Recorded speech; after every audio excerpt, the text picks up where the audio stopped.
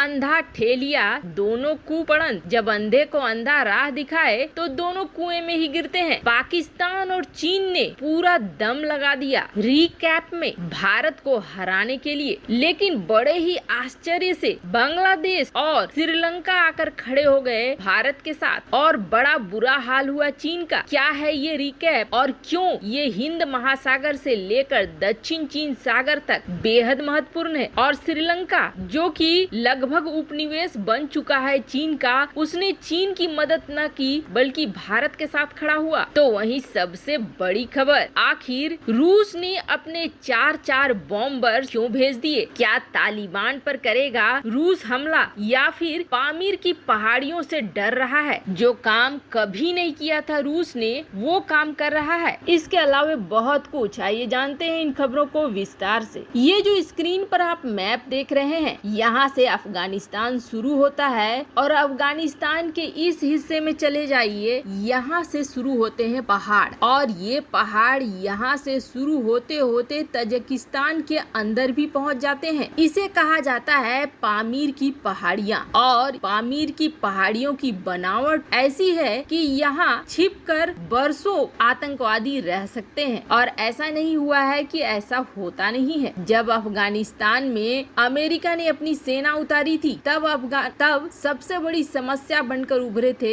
ये पामीर की पहाड़ियाँ। यहाँ पर एक बार आतंकी घुस गए तो इन्हें ढूंढ कर निकालना बहुत बड़ी मुश्किल होती थी, क्योंकि यहाँ थल सेना भी काम नहीं आएगा, छोटे छोटे हेलीकॉप्टर्स भी काम नहीं आएंगे, बड़ी आसानी से छिप जाते हैं यहाँ पर आतंकवादी। और अब जब ऐसा माहौल बन रहा है तो अफगानिस्तान की पहाड़ियों के अंदर अंदर होते हुए कब ये तजाकिस्तान के अंदर वाले पहाड़ियों में घुस जाएंगे उसका भी पता नहीं चलेगा। अब आप सोचेंगे कि तालिबान का तो लगभग राज आने आ रहा है, तो फिर ये इन पहाड़ियों में क्यों घुसेंगे? तो दरअसल अफगान सेना जहाँ जबरदस्त तरीके से पीछे पड़ गई है तालिबान के, तो वहीं लगातार अमेरिका के एयर स्ट्राइक भी हो रहे हैं और हालात ये हो गए हैं कि तालिबान के हाथों से अब कई प्रांत छूटते जा रहे हैं। इसके लड़ाके हो रहे हैं तितर बितर और यही तजिकिस्तान में रूस ने अरबों डॉलर खर्च किए हैं, क्योंकि तजिकिस्तान में रूसी सेना का सबसे बड़ा सैन्य अड्डा है। यहाँ हर समय रूसी सेना के जवान, टैंक, तोप और लड़ाकू विमान तैनात रहते हैं और जब जब युद्धाभ्यास करना होता है तब इसकी संख्या को बढ़ा देता है रूस। पर अब न सिर्फ यहाँ पर सैनिकों की संख्या बढ़ा दी है बल्कि अफगान सीमा के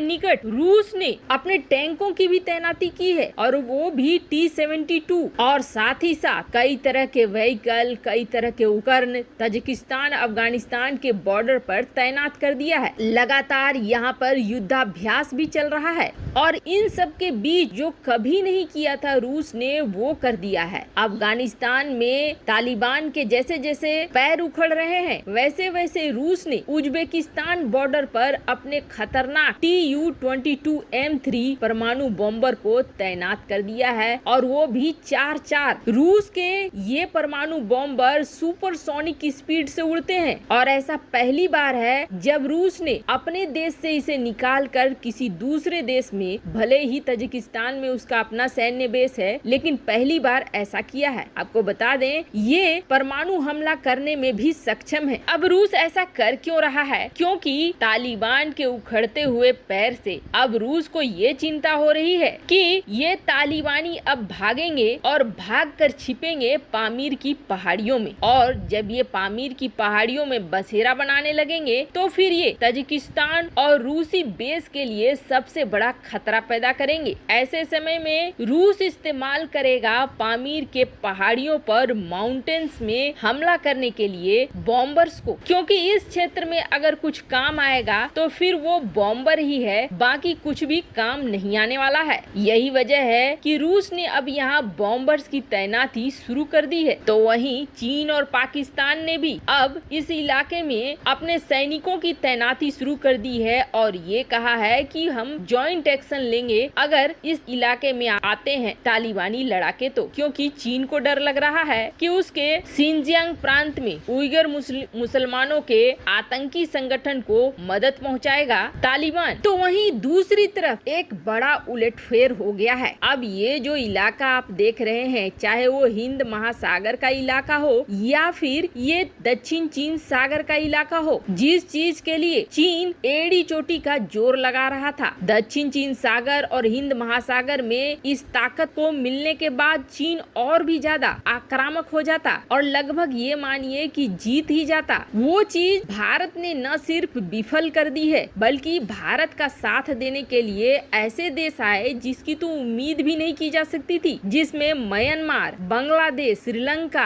ऐसे देश आए भारत का साथ देने के लिए। अब ये जो इलाका है, इस इलाके में पहले से मनमानी करता है चीन, लेकिन यहाँ पर कई तरह की चीजें होती है, जैसे कि अचानक से किसी जहाज में किसी वजह से आग लग गया, या फिर कोई टैंकर डूब गया, कोई कार्गो शिप डूबने लगा, या समुद्री डाकुओं ने हमला कर दिया, या फिर ड्रग की स्मगलिंग। पानी के समंदर के इस क्षेत्र का इस्तेमाल कई तरह की गतिविधियों में होता है, जिसकी वजह से 21 देशों ने एक संगठन बनाया है जिसका नाम है रीकैप, और इस संगठन में 21 देशों ने मिलकर बनाया रीकैप। ये एक संगठन है जो 21 देशों का संगठन है और इसका काम है महत्वपूर्ण सूचनाओं का आदान प्रदान करना, ताकि इस तरह की क्राइम को रोका जा सके समंदर में। अब इसके अध्यक्ष की हो रही थी चुनाव और चीन इसमें खड़ा हुआ था। अब सोचिए, अगर चीन को पावर मिल जाता तब तो यही होता है कि बिल्ली को दूध की रखवाली करने के लिए पावर दिया जा रहा है। पर सबसे अजीब बात हुई, इस वोटिंग में म्यांमार, बांग्लादेश और श्रीलंका भारत के तरफ खड़े हो गए। क्वाड के देश तो भारत के तरफ खड़े ही थे। कुल 21 मेंबर में से 14 वोट चले गए भारतीय उम्मीदवार को, जबकि चीन को मिले सिर्फ 4। वहीं फिलीपींस भी खड़ा हुआ था जिसे मिले 3, और जो 4 मिले हैं वो थाईलैंड के, कंबोडिया के,